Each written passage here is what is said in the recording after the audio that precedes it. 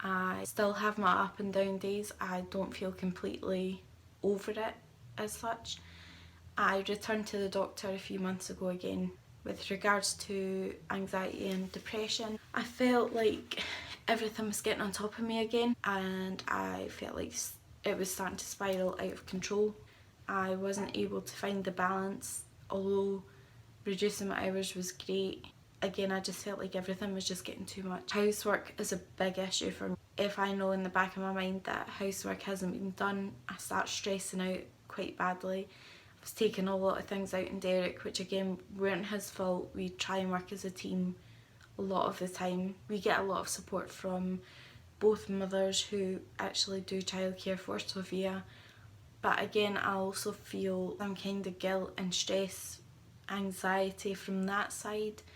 They would never say anything. They have been absolutely amazing, and I don't know what we would do without them, truthfully. I always feel quite guilty to the point that, you know, although it's a grandchild, am I putting them in a position to do something that should be enjoyable but is now turning into more of a routine than anything.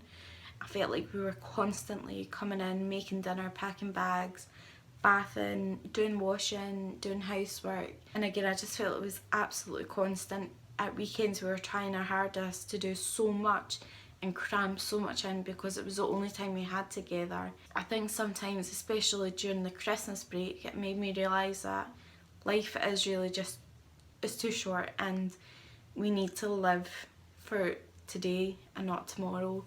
And I just think there's so much more to life now. You know, Sophia's quite happy staying in for the day and playing with all her toys and having our dad and I on the floor playing with her, and you know, she's got everything at arm's length basically that she needs. She's happy to get different toys and read different books, and maybe we'll go a walk with her buggy or in her little car. So she is quite happy doing that. And I think for a big thing is how you take things. I think I really do need to relax a lot more around Sophia. I need to relax a lot more around the fact that, you know, maybe the house is untidy. Maybe I didn't get to dust the living room that day, but do you know what, there's always tomorrow, and we don't live in a dirty house. We live in sometimes maybe an untidy house, but we always try our hardest to clean up behind us and tidy up behind us, and we're now getting Sophia into a tidy up routine as well whenever she plays with stuff. And again, just getting back onto the subject, I am back on fluoxetine again. I am suffering from a bit of anxiety / depression, although I think it is more anxiety. Just, I think there would be different situations that I'd come across where we'd maybe be in the centre, and Sophia is going through a stage in her life just now that she's reached the terrible twos 100%, and it is quite stressful taking her into a public place, especially if she's tired and she sees something she wants. She will immediately break down, and we do try our hardest to say, you know, no next time, or you've been a bad girl, you need to be a good girl. We try our hardest to do all different kinds of steps. We've literally tried, like, we feel like we have tried everything. Nothing seems to work. So there is times that we are walking through the centre with a screaming child held over her shoulder because she's just absolute just mayhem is. And it's embarrassing because you just feel like people are looking at you constantly, but there's absolutely nothing you can do, and we choose just to take her out the picture and remove ourselves from that kind of situation because it is quite stressful.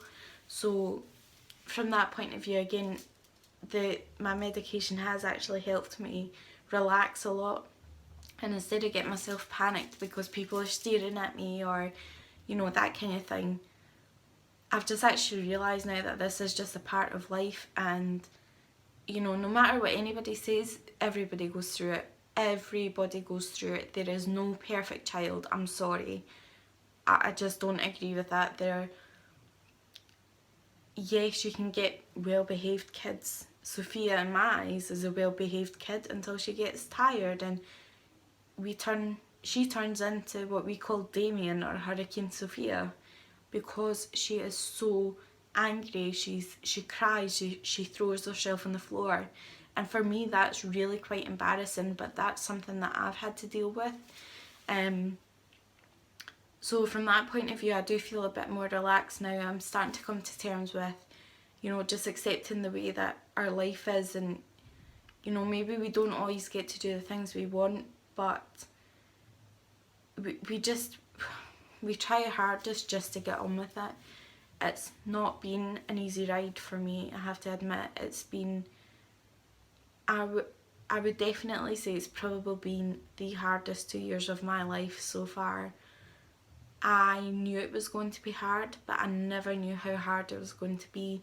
It's been extremely testing. We've had so many ups, but we've had so many downs. It's been unbelievable.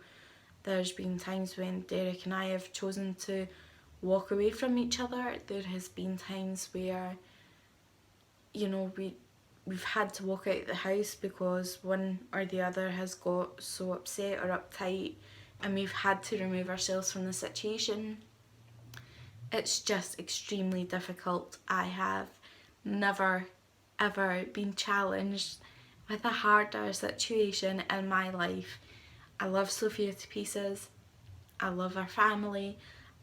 I feel like I'm now in a place where I love routine. I can't be without busyness, but it is extremely hard, and I do still feel like it was brought on by the cow's milk protein allergy, but at the same time I feel like what will happen, and maybe this was a test to make us stronger, or I have absolutely no idea, but it's been a very, very difficult 2 years.